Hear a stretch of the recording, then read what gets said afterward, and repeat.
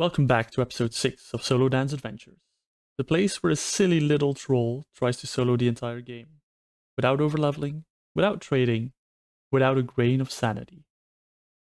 With all classic dungeons cleared, all that is left in my path is all heroic Burning Crusade and Lich King dungeons, before we will venture deep into the raids.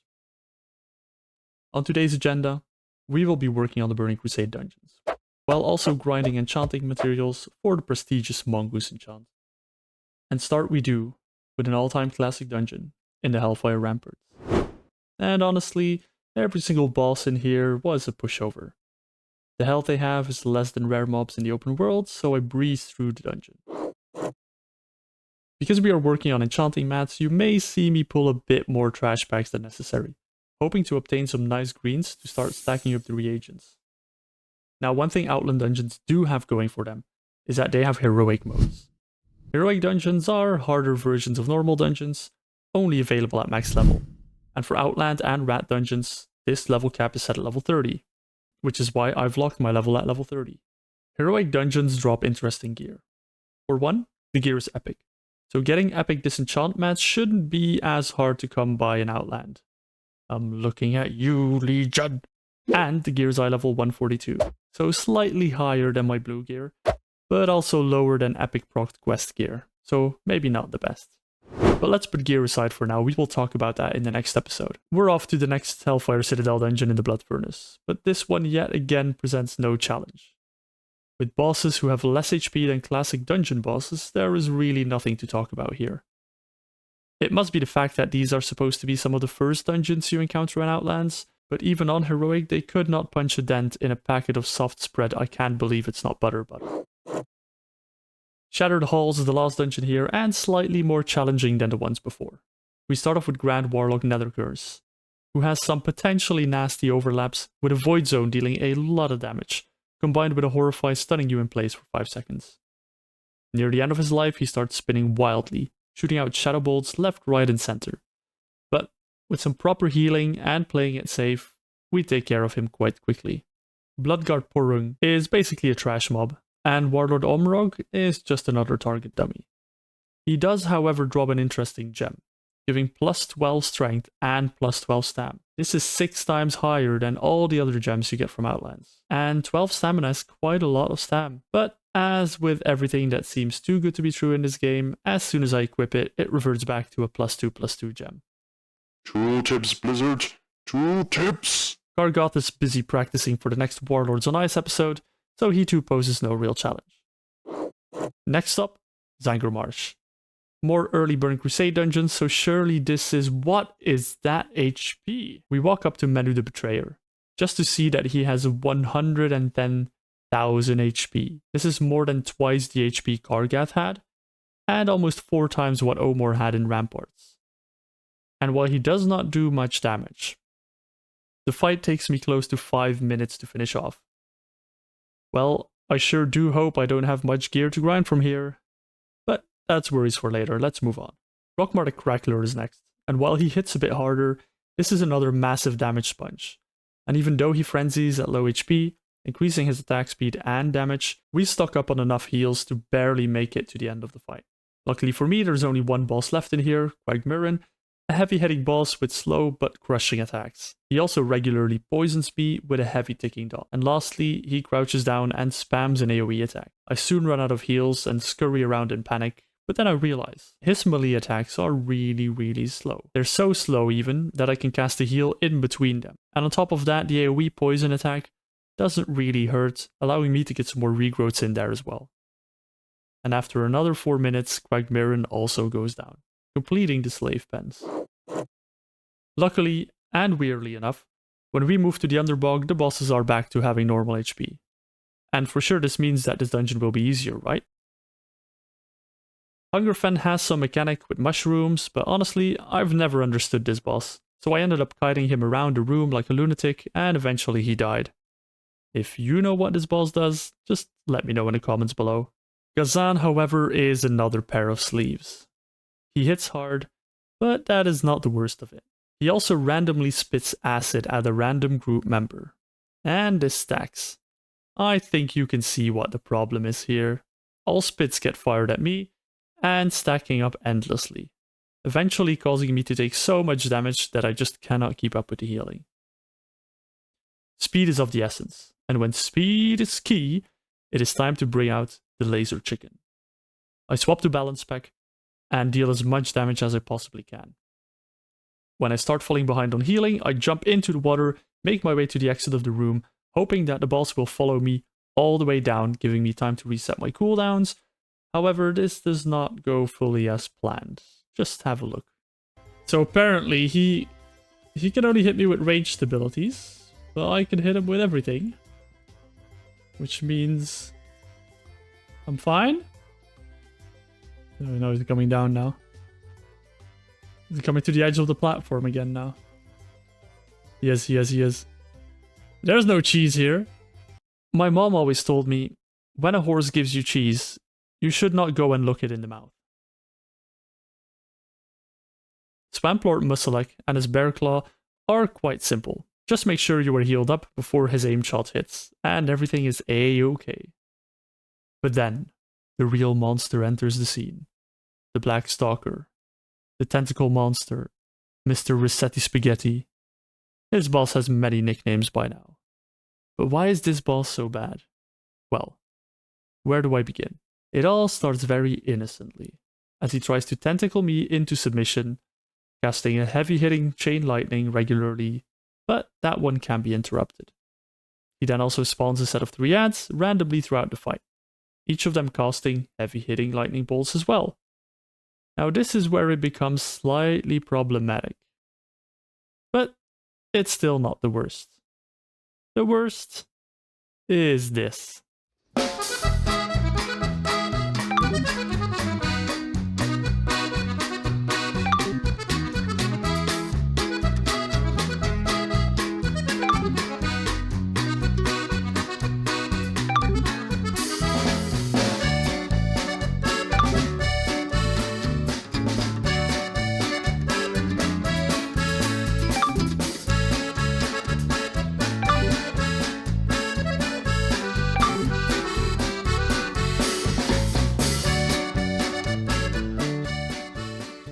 I tried everything. Balance spec, tank spec, every single possible charge and kick in my talent tree, but the damn boss just keeps resetting. To a point where I decide to just leave it there for now, and I'll come back when I'm a bit stronger. Time to put that one on the backlog list, editor Dan. The bosses in the Steam Vault are back to having higher HP, but nothing like the levels in Slave Pens. All in all, the most difficult part of this dungeon remains the same as usual, and that is to not forget to click the consoles after beating the bosses. 5.5 down, 10.5 dungeons to go, and the next cluster starts with the Alkanite Crypts. An easy 2-boss dungeon, should be over quick. Or at least that is what I thought until I faced Chirag the Dead Watcher. Now he has a normal-ish HP, 70k, but he also stacks a nasty bleed on me. A couple of stacks of the bleed easily finish me off. As always, however, there is a silver lining. The bleed application can be dodged. And if I dodge enough bleed applications, I can get the stacks to reset. So if the stars align and I dodge enough applications at the correct time, I can do this. And a couple of attempts later, the stars align, or do they? Give me a proc. Choose a health pot. Give me a proc. Give me a scenarios proc. Game. Game, please. Scenarios. Yes. Reset my bleeds. Kill him. Come on, die. Die. Die. No, I'm not getting it. Oh my god. Easy. Easy. Just to note, I looked into other options for this boss, like the loofah, a trinket that can remove bleeds from Classic, but I learned that this item is no longer obtainable in the game. Hence why for now, my only option was to keep pulling him until he went down. Exarch Maladar luckily is a lot easier, and falls after just 2 attempts. In Mana Tombs, we quickly take care of the damage reflecting Pandemonius. I also make sure I'm healed up before getting stunned on Tavarok, just to survive the following melee damage. As I head up to the Nexus Prince, I quickly get reminded that pulling the boss pulls every single mob in the room. I soon get back, however, clear out the room, and start the fight with the Prince. This boss only requires me to focus down the ads he spawns, to make sure that I don't get overwhelmed. But aside from that, this is quite a simple dungeon. But wait, what's this? There's a fourth boss here called Yor? Okay. We will have to get back to this one later, as I've got no clue how to spawn this one. Static Halls is easy and not very noteworthy, so...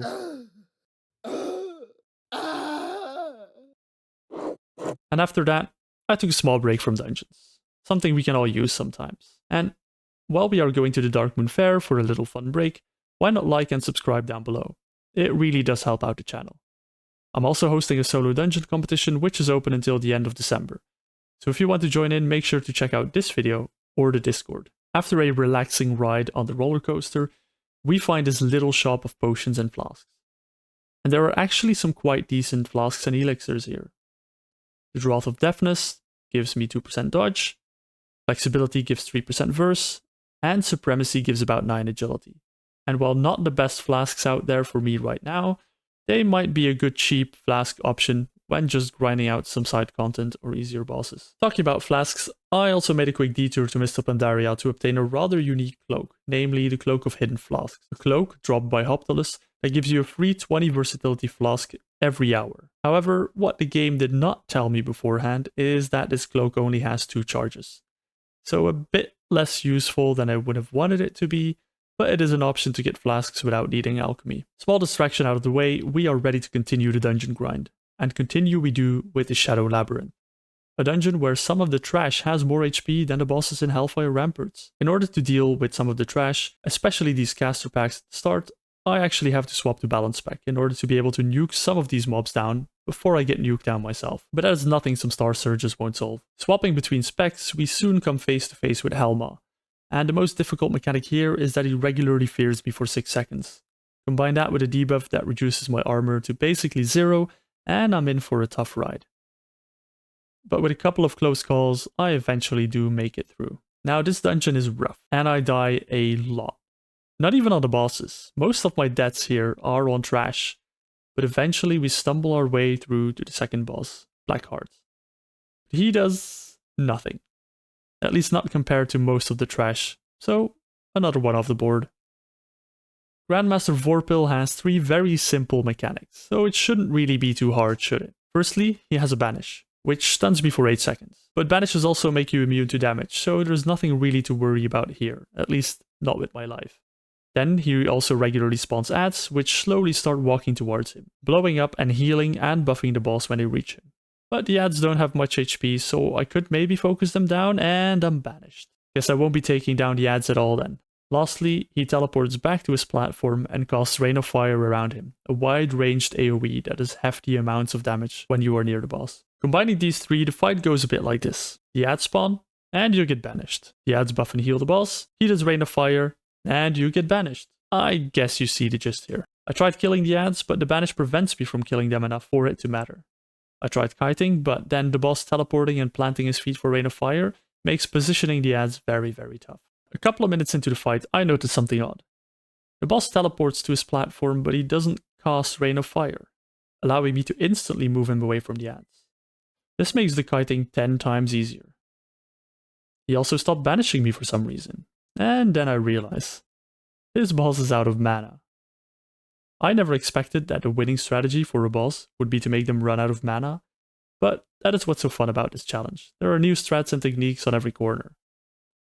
Vorpil, I thank you very much for the 10-minute fight, it was a pleasure. Crossing into the next hallway, we see the final boss far in the distance, with in front of him a wide load of trash to clear. With proper kiting and line of sighting, we eventually make it to the boss semi-unscathed. Murmur has a massive amount of HP, but as long as I run away from the sonic boom, there is no real challenge here, and so the hardest dungeon so far has been cleared. I'm sure the other dungeons will be a lot easier, because let's be honest, how much harder can a dungeon get? Oh, that is one mother of a headache. Let's take a stroll through the history of WoW lore with the following dungeons. Starting off with the escape from Durnhold, a fan favorite, where I'm sent back in time to save our Warchief Thrall from Durnhold Keep, a real prison break. And the keep is heavily protected, so we need to cause a distraction. So what better way to do that than to set some buildings on fire? Coming to investigate is Lieutenant Drake. And I cannot risk him raising the alarm. So I immediately charge into battle and, well, I love organizing this kind of stuff. I love engaging with the community. So if you guys... What is this guy's damage? What the... Sorry about that. What is... Did you see my HP like melt there? He's... Do I have to bring out the dodge set or something? Hello? Prox? What is this guy's damage? Drake does a lot of damage. Has a Mortal Strike, reducing healing. Has a stun, which he only does against targets which are out of his melee range, making kiting a lot harder. And lastly, he has a Whirlwind, which does a load of damage to anyone close by. But there is one weakness this boss was not ready for. The wall. Stealing some strategies from Classic, we go up onto this ledge, and whenever we need a small breather, we can jump down, forcing the boss to run all the way around before he can get to me, allowing me to heal up and prepare to get back into the fight. With this strat and a couple of tries, we take down Drake before he could raise the alarm. Not sure why he didn't do it when I was dead, but hey ho, I'll take it. Time to take the keep. As we make our way down into the cellar and find Thrall, we open the cell doors and escort him outside. Now it is essential that I don't die during the escort, because if I do, it is back to Thrall's cell and restart the entire escort. We eventually make our way out, smelling the breeze of freedom, but one last obstacle approaches. Captain Scarlock and his two companions. A fierce duel erupts, but with Thrall by my side, surely this is an easy win. This is getting quite painful. Please tell me I don't have to do the entire escort again. Yes, Dan, you have to do the entire escort again. We give it a couple more attempts, but I can only see one way out. The ultimate weakness of every NPC, the wall, gets utilized again. We kite out the boss and the ads, and try to take them down from long range. Getting some quick bursts of damage in on the ads when they are out of line of sight from the boss around these small cabins here. We finish up the ads and get into a 1v1 with the boss, where I employ some of my old school WoW knowledge to deal with the stuns. You see in World of Warcraft there's a mechanic called DR, or diminishing returns. This causes consecutive CCs, or crowd controls, of the same nature to have reduced effects if they are casted in short succession of each other. This boss stuns a lot, and while his first stun lasts 6 seconds, the second one, because of DR, will only last 3 seconds. The third one will only last 2 seconds, and the fourth one I will be completely immune to. However, because I am then immune and not stunned for a while, the fifth one will be a full duration stun again. To deal with this, I make sure to only interrupt stuns which would last the full 6 seconds, and when I don't have an interrupt I use a big defensive cooldown to lift the stun. Keeping this up with some proper kiting, we are about to take down the boss, until Thrall stands in too many consecrations and falls just before I can take the boss down. But a couple of pulls later we finally manage to take down Scarlock, leaving us with only one boss left, the Epoch Hunter. We make our way to a nearby village to find Thrall's big crush, but the TVA is quick on our heels, sending a bunch of dragons to reset our timeline. Taking them down one by one, we finally face off with the Epoch Hunter, and well, I try to use a small window for a greedy heal and get heavily punished. I make my way back and surprisingly enough, our hero Thrall is still alive and kicking. Reinvigorated by his crush, he is on his last legs, swinging fiercely at the dragon. I jump in with some heals, getting the aggro of the Epoch Hunter back, and together we slay this dragon. The timeline has been restored, or did we mess it up? Who the hell even knows when time travel's involved? As if one paradoxical event was not enough, we make our way to another, where we have to defend Medivh while he is opening, closing, something, the Black Portal in the Black Morass. As this is a wave-style defense type dungeon where we fight off waves of enemies, generally disliked by the entire community, I take a cup of tea and get cozy for this lengthy but boring AFK ride. The dungeon itself is pretty straightforward. Over time, portals spawn around the room, and each portal spawns a portal guardian. Take down the guardian, and the portal closes. You just have to make sure that the guardians are dead before the next portal spawns, otherwise you will start falling behind and get into trouble. The first portal opens, and the guardian has 42,000 HP. Didn't I beat bosses with less HP? Anyway, the guardian hits quite hard, and continuously spawns extra adds that we need to take care of as well. We are able to keep up with the pace and make it to the dreaded wave 6, the first boss wave. I pull the boss and notice his HP standing strong at a whopping 126,000 HP. Hey Blizzard, I think you might want to dial back on the tuning knob here just this much. The boss itself doesn't do too much damage, and is easily livable, and while the ads keep spawning, I can easily take care of them as well. All seems to be going well, until the dreaded number of portals at the top of the screen ticks up by 1. The boss at this time is at 50% HP, and we already have another portal spawning. I decide to let Medivh take care of the spawning ads from the other portals, while I finish the boss off. Portal 8 spawns when the boss is about 15% HP, and while I do take the boss down, it is too late for me to save Medivh, and with his death, the dungeon resets. For a little while, I was hoping that the dungeon would start after the first boss, but alas, that is not the case. My only option is to start all over again. After doing some quick napkin mats, I can't really see a way of clearing this right now. I gave balance spec a try, but the ads hit too hard for that to be a viable option right now. I leave the past behind me and quickly make my way over to the last 3 dungeons left in the Burning Crusade: the Mechanar, the Botanica, and the Arcatraz. I'm gonna light you up, sweet cheeks. Luckily for me, 2 of those 3 were a nice change of pace, so let's quickly look at how those went.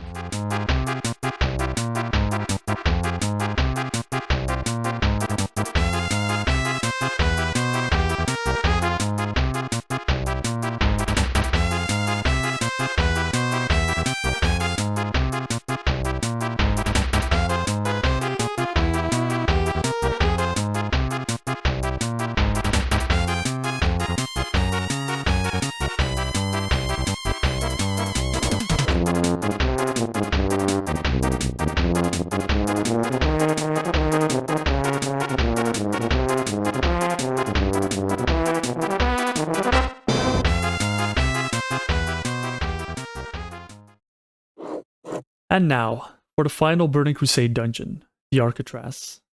Another dungeon where the tuning knob was turned up to infinity for no apparent reason, and the bosses are well over 100k HP each. Not only that, they also slam my health bar harder than a level 10 arms warrior. Starting off with Zeraketh.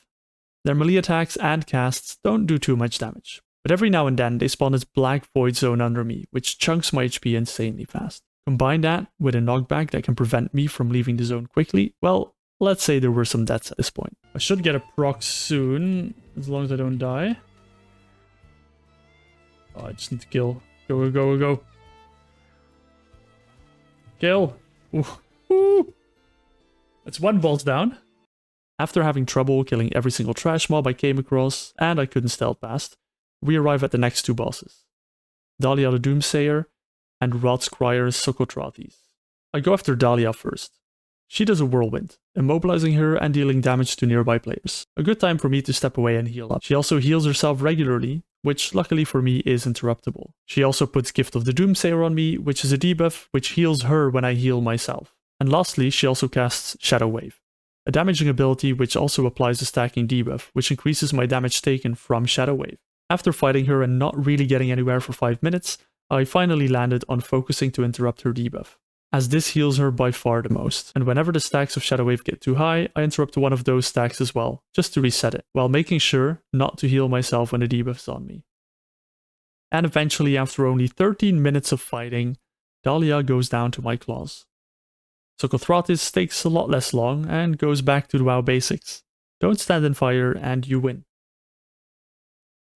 At this boss I have been in this dungeon for more than an hour, but I push through and make my way to the final boss room. Note that I did not say final boss here. Well, it has something to do with the trash inside of this room, mainly the abyssals. They have an ability called Meteor, and well, let me show you what the problem is here. Please don't hit hard, please don't hit hard, please don't hit hard. Please don't hit hard. Okay. He's not hitting hard.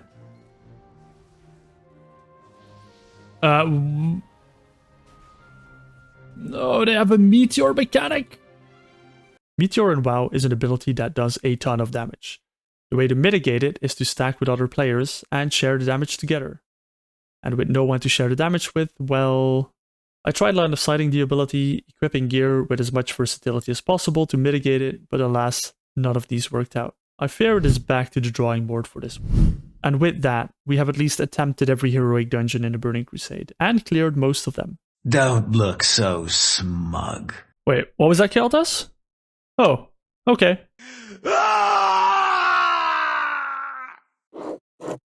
I think we made a great start thus far, and with some more gear I am sure the others will be beaten as well. With the dungeon grind out of the way, we take a quick enchanting break, using all the mats we obtained along the way just to fall short on getting to the level for the mongoose enchant. And while I have more dungeon grinding to do for gear, more on that in the next video, I have a better plan to get the rest of these materials. But that plan we will save for the next video. I hope you enjoyed the video, and if you did, please consider leaving a like and subscribe down below. Have a very Merry Christmas and a Happy New Year, and remember, bye bye!